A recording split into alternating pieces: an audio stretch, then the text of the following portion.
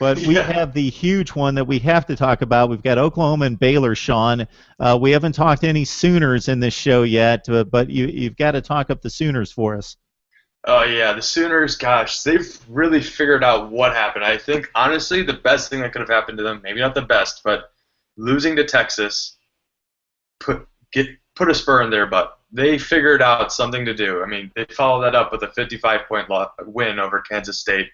And I mean, look, Baylor just beat them by 7 points. So this is a team that's finally figured out how to run. And I just lost it again. No, we got you. We got you. Nope, he lost it on his You end. knew it. Yeah. You have any thoughts, Robert, on this Oklahoma-Baylor game with OU, despite one of the worst losses in the country for a contending team, still getting credit for a pretty strong schedule to date at 12th in the college football rankings? Well, I'd say offensively, nobody's hotter, and if there's somebody hotter offensively than Oklahoma State right now in the last couple of games, it's OU.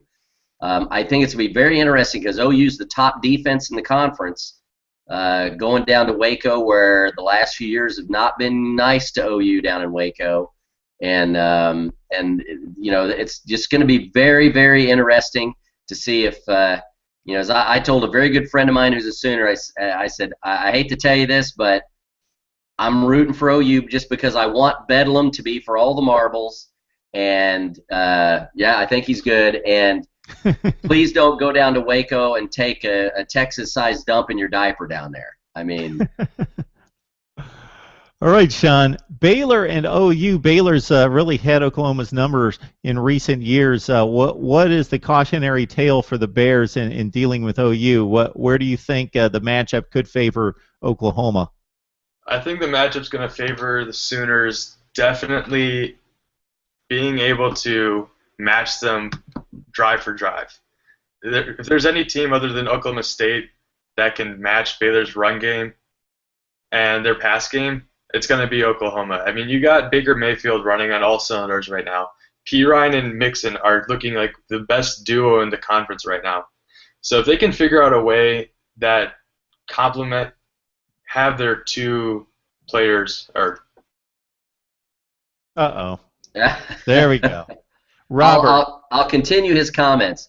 I think if they find a way to have success in the secondary, besides you know, Mixon catching passes out of the backfield has been very effective for them. Mayfield does use his legs well, so I think if they can complement that offensively, they'll be good. My biggest thing in that game is going to be OU's defense, #1 defense in the conference against Baylor's offense. Oklahoma, people likening this team to Ohio State possibly, making that kind of run after a bad loss, but they have yet to do the heavy lifting to make that equation work. They're going to Waco. Oh, we lost Sean. Robert, we need you to pick up on the analysis. Oh, there I he got is. back. Oh, all right, Yeah. Sean. Yep. So I'm sorry, I lost the question. You can go to Robert. Oklahoma, Baylor. It pretty much comes down to that. Well, like I said, I'm rooting for OU because I want Bedlam to be kind of for the whole thing, kind of the whole enchilada at the end of the year. But as far as the game goes, OU's going to have to prove to me that they can, you know, that they're not just kind of floating along here, and now when the big games come, they fold up, because that's what they've been doing in the last few years. So I'm going to pick Baylor to win the game, even though I'm rooting for OU. All right, it's the site of College Game Day, Sean. You got Oklahoma going to Baylor. Oh yeah, college game coming here. It's gonna be fun. But before anything cuts out on me, I'm just gonna go quick. I'm gonna go Baylor. It's gonna be hopefully not gonna be raining. Forecasts have been going up and down, but it's gonna be another high-flying scoring attack from Baylor. It could be a blowout, I think. Baylor has like a 20-game win streak at home. No one leaves alive. It's gonna be tough. All right, we'll take it to the bank. And for as much as I have ranted against Big 12 football early in the season because of the awful games and the awful matchups, it is worth it now because we've got November and we've got 4 contending teams for a college football playoff spot. And, by the way, it still counts for me, the Big 12 championship.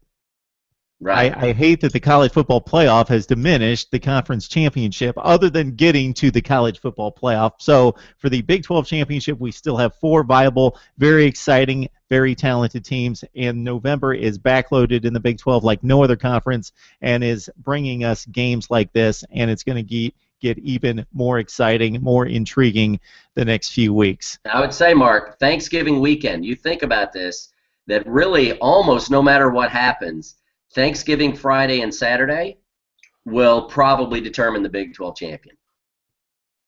Baylor at TCU on Friday, and OU at Stillwater for Bedlam on Saturday. So it's almost regardless of what happens as we go in, at least one and maybe both of those games are going to have a direct bearing on who wins the Big 12.